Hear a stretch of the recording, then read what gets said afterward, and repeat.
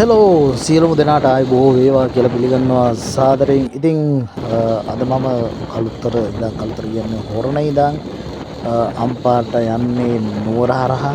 ඉතින් මං හිතුවා ඔයාලට පෙන්වන්න නුවර හරහා යනවා කියන්නේ ඉතින් පාරාදීසයක් මැදින් යනවා වගේ තමයි. ඉතින් මේ දෙපැත්තේ තියෙන සුන්දරත්වය ඔයාලට පෙන්වන්න හිතුවා.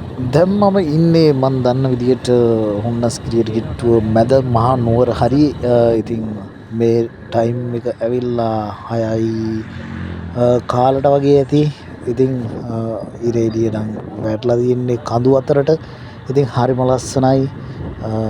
උදෑසන හිරු එළිය වැටෙනකොට මේ කඳු පන්ති අතරින් ඉතින් මේ විදිහට ෂේප් එකේ ඔයාලට පෙන්වන්න ඕන හින්දා මගෙත් මතක සටහන් තියාගන්න ඕන හින්දා මේ විදිහට ඉතින් වීඩියෝ කරන් ගියා. ඉතින් ලොකු කැමරා නැහැ, ෆෝන් එකෙන් තමයි වීඩියෝ කරන්නේ. ඉතින් මෙන්න මේ විදිහට ඔයාලට පෙන්වන්න ඕන හින්දා මේ විදිහට වීඩියෝ කරනවා. ඉතින් බලන්න දිගටම. මම දැන් ඉන්නේ හුන්නස්ගිරිය. ඉතින් හුන්නස්ගිරිය කියන්නේ ඔයාලා දන්නවා කඳුකර ප්‍රදේශයේ කඳුකරේ උසින්ම පිහිටන ප්‍රදේශයක් තමයි හුන්නස්ගිරිය. ඉතින් මෙතන හරිම ලස්සනට වටපිටාව දැක ගන්න පුළුවන්. ඉතින් මේ හරි හුලම් පාර නම් මේ දවස්වල හරිම සැරයි. මාවත් ගහගෙන යන සයිස් එකට හුලම් පාර තියෙනවා. ඉතින් මේ හරියට ලස්සනට වටපිටාව බලා ගන්න පුළුවන්. මේ පේනව නේද?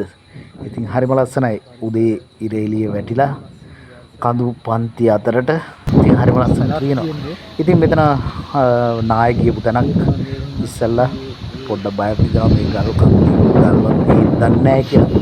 හැබැයි කොහොම හරි ලස්සන තැනක්, ලස්සනට වටපිටාව බලන්න පුළුවන් තැනක් තමයි මෙතන. ඉතින් මම උත්සාහ කරේ මේ වෙලාවට කලින් මෙතෙන් එන්න. මොකද හුන්නස්ගිරිය කියන්නේ ප්‍රදේශයක් හින්දා කලින්ම ඉර එළිය අපිට මේ වැටෙනවා මේ ප්‍රදේශයට. ඉතින් ඒකින්ද අර ඉර පායගෙන එනකොට ගන්න පුළුවන් දර්ශනයක් ඔයාලට ගන්න උත්සාහ කරා. නමුත් මට මෙතෙන් ඒ වෙලාවට එන්න බැරි වුණා. ඉතින් බලන්න මේ අපේ රට ඉතින් කොච්චර ලස්සනද. මේ තනිකරම හරිත වියනක්, හරිත වියනකින් වහලා තියෙන්නේ අපේ රට. ඉතින් ඒ තරම් සුන්දරත්වයක් තියෙනවා. ඒ සුන්දරත්වය, මේ දකින සුන්දරත්වය රැකගන්න එක අපේ යුතුයකමක්.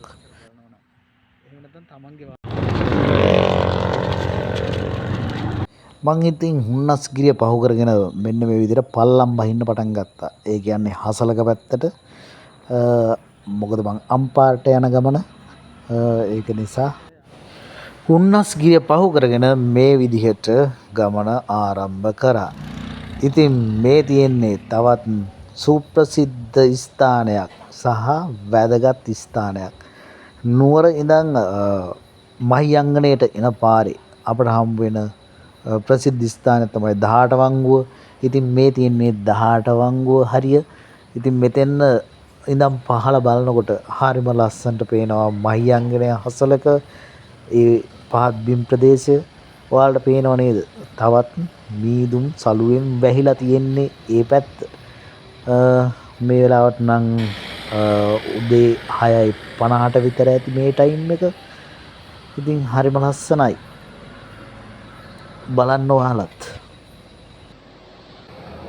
ඉතින් ඔයාලට මම මේ වීඩියෝ අරගෙන එකේ එක පරමාර්ථයක් තමයි මෙන්න මේක. අපි අනන්ත මේ පාරවල් වල යනවා ඇති. විවිධ වෙලාවල් වල. ඉතින් ඒ එක වෙලාවල් වලට මේ පරිසරය වෙනස් වෙනවා. පරිසරයේ තියෙන සුන්දරත්වය වෙනස් වෙනවා. ඉතින් ඒ සුන්දරත්වය විඳ ගන්න. මේ වටපිටාව බලන්න. අලුත් ඇහැකින් බලන්න. එතකොට තමන් වෙනදා නොදකපු සුන්දරත්වයක් දැක බලා ගන්න පුළුවන්කම ලැබෙනවා. ඉතින් මේ විදිහට 18 වංගුව පහු කරගෙන ඇවිල්ලා අපි දැක්ක කඳුකරයෙන් පෝෂණය වන මේ මහවැලි ගඟත් ඔන්න පහු කරන්න තමයි මම දැන් සැරසෙන්නේ. ඉතින් මහවැලි ගඟෙත් වීඩියෝ එකක් ඔයාලට අරගෙනම යන්න මම හිතුවා. ලංකාවේ දිගම ගංගාව විදිහට සැලකෙන මහවැලි ගඟ ඔන්න දැන් පහු කරන්නයි මම සූදානම් වෙන්නේ. ඉතින් මේ එහා පැත්තෙන් පේනවා මහියංගනේ සෑය. ඔයාලට නම් මෙතෙන්ට පේන්නේ නැතුව ඇති. ඉතින් මේ විදිහට අපි නැවත ගමන ආරම්භ කරලා මහියංගනය සෑයත් වන්දනාමාන කරගෙනම මම අම්පාර බලා පිටත් වුණා. ඉතින් නැවත වීඩියෝ එකකින් හමු වෙන්නම්. එතකන් සබ්ස්ක්‍රයිබ් කරලා තියාගන්න. ජය වේවා.